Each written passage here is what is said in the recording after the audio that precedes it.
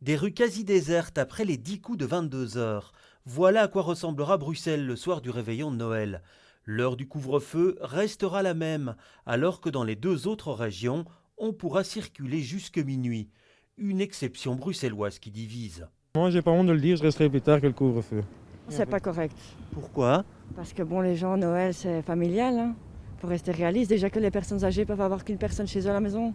Que chaque année, je sors tard. Du coup, ce sera juste différent des autres années. Et, ce sera dommage, mais on va faire avec.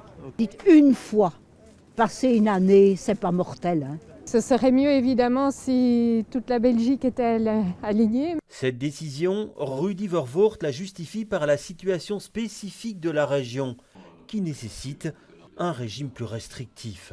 On est dans un environnement densément peuplé, c'est une ville essentiellement, donc il y a beaucoup de population, beaucoup de mouvements.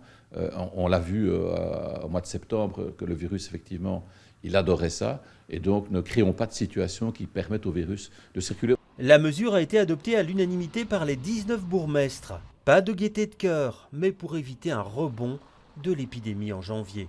Comme Bruxelles, à un moment donné, avait été pointée du doigt comme étant la mauvaise élève avec les taux de contamination les plus élevés, aujourd'hui on est les meilleurs, on a envie de le rester, pas pour être en tête du classement, mais pour protéger les habitants. C'est le prix à payer collectivement, je pense, pour que dans les mois qui viennent, et le plus tôt possible, je veux dire, on puisse retrouver une vie sociale normale. Les autorités en appellent au sens des responsabilités des Bruxellois pour respecter cette consigne et rappellent qu'il n'y aura pas de miracle de Noël en cas d'infraction.